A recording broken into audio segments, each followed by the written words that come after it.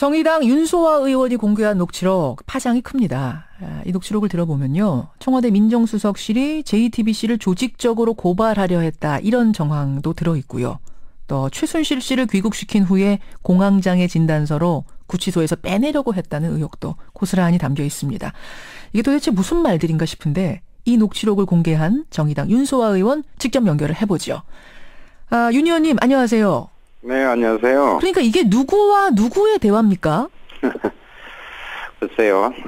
저도 깜짝 놀랐는데요. 예. 그 차병원 관계자와 제가 아는 지인 그 부분의 이야기인데 그 안에서 이제 나온 거죠. 차병원, 그러니까 차움병원 말씀하시는 거죠? 아니, 저 차병원 관계자입니다. 차병원 그룹이라고 보통 그러죠. 차병원 그룹에 차움병원이 네네. 있는 건데 그러니까 네네네. 차병원 관계자가 한 이야기, 지인과 네네. 나눈 대화.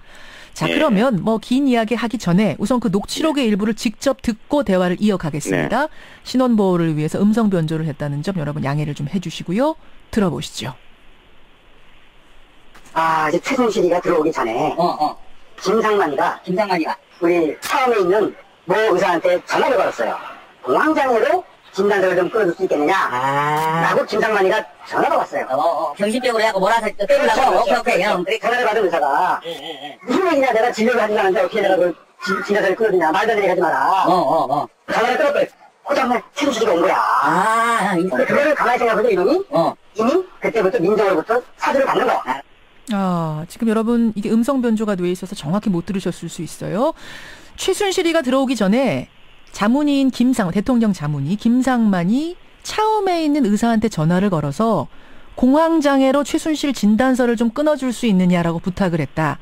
그런데 차움병원 의사가 그걸 거절했다. 내가 어떻게 그걸 끊어주느냐라고. 그러고 다음 날 최순실 씨가 귀국을 하더라. 네. 김상만 원장이 민정수석으로부터 사주를 받고 있었던 거야. 이런 내용이에요. 네네. 아니 공황장애 진단서를 우선 끊어달라고 차움 의사한테 부탁했다는 건 이건 무슨 말입니까? 저도 깜짝 놀랐는데요. 최순실 씨가 예를 들면 구속되면 예. 빠져나갈 계획까지 이미 세우고 있었다는 거죠. 아하. 그래서 대통령이 검찰 수사에 처음에 뭐 적극적으로 임하겠다 이런 이야기 했잖아요. 예. 근데 그 다음에 바로 뒤집긴 했지만 어쨌든 앞에서는 검찰 조사를 받겠다 하면서 사실상 뒤에서는 청와대를 중심으로 이 상황 관리와 계획 그리고 증거 인멸이 계속 시도되고 있다. 이거 심각한 문제잖아요. 근데 김상만 주치의가 그걸 부탁했다는 것과 민정수석의 사주를 받았다는 게 이 녹취록만으로 어떻게 연결이 되나요?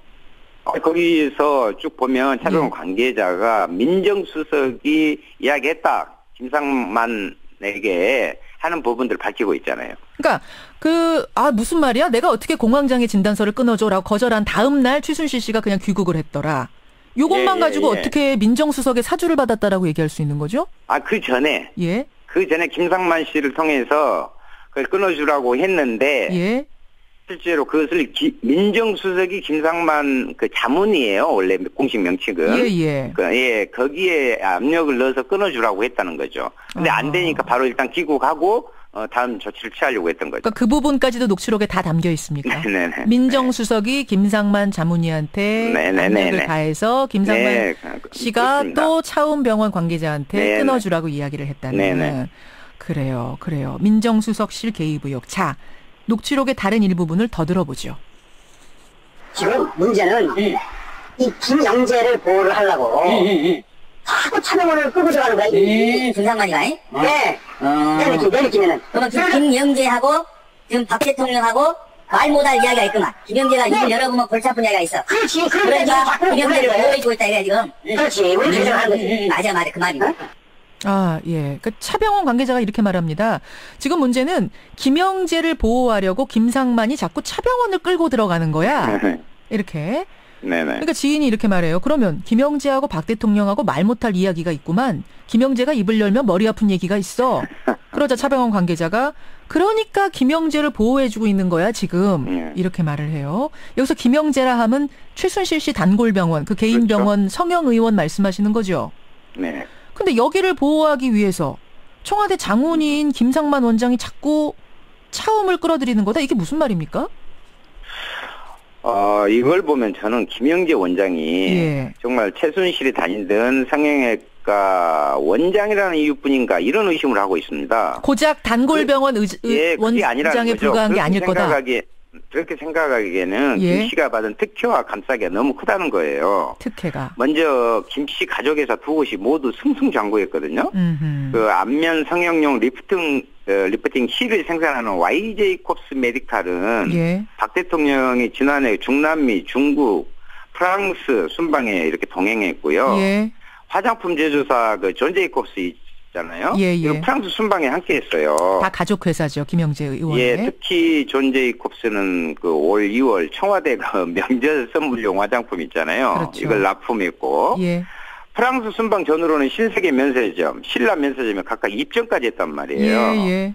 이래도 서울대 병원을 외래교수 위촉 등 특기는 한두 가지가 아닙니다. 그래서 단지 성형외과 의사에게 이런 혜택을 준 것인지 혹시 김영재 원장이 예. 김상만, 서창석으로 이어지는 소위 이 의료농단의 핵심 인물이 아닌가 하는 의심을 하고 있습니다. 그러면 이거는 뭐 어디까지나 의혹입니다만 윤소아 네. 의원 생각하시기에는 김영재 씨가 단순히 최순실 씨 단골병원 원장 정도가 아니라 네네. 그 뒤에 최순실 씨가 같이 사업을 하고 있는 동업자라든지 그렇죠. 예, 그렇게 그 부분도 수사를 해야 된다고 보시는 건가요? 그럼요. 네네. 그 부분이 들켜질까봐 드러날까봐 지금 자꾸 차병원으로 물타기 하는 거다라는 게 지금 이 차병원 관계자 증언인 거예요?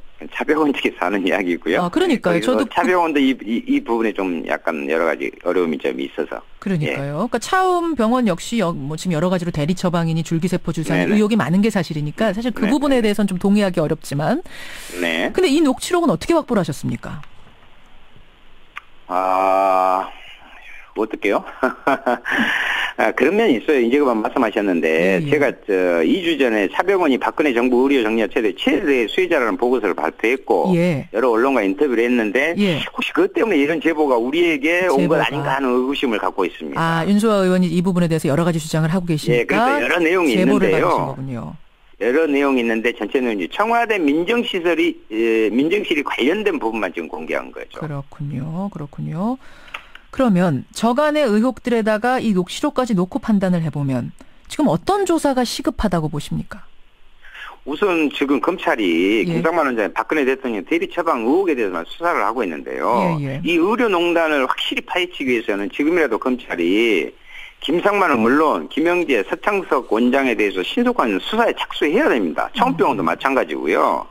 그리고 이 과정에서 청와대 민정실이 어디서부터 어디까지 개입되었는지 이 개입 때 뭘 노렸냐 이걸 파악해야 되는 거죠. 그리고 실제 이 부분이 되지 않으면 예. 검찰이 정확히 수사라고 할 수가 없는 거죠. 지금 청와대 의료 미스터리를 풀 3인방 이름을 다 말씀하셨어요. 우선 네네네. 대통령 자문이, 그러니까 주치의 아니고 자문인 김상만 원장, 네네. 최순실 단골 성형외과 김영재 원장, 그리고 현재 대통령 주치의인 서창석 서울대 병원장, 이 3명이 3인방인데, 근데 이 중에서 서창석 서울대 병원장은 주말에 자청해서 기자회견을 열었습니다. 네네. 청와대에서 비아그라니 탈모제니 태반주사 100억 주사 우르르 나온 거 그거 내가 처방한 거 아니다. 모두 의무실장선에서 한 거다. 나는 모르는 네네. 일이다. 네네. 근데 말이죠. 비아그라가 처음 공개됐을 때 청와대에서 뭐라고 해명을 했냐면 주치의 서창석 원장하고 다 상의해서 고산병 네. 약으로 산 거라고 해명을 하지 않았습니까? 네네. 근데 주치의는 자기가 모르는 일이라고 하고 그럼 청와대 대변인이 거짓말한 게 됩니까? 이건 안 부끄러워서요. 어디다 말도 못하겠습니다, 이거. 근데 그렇죠.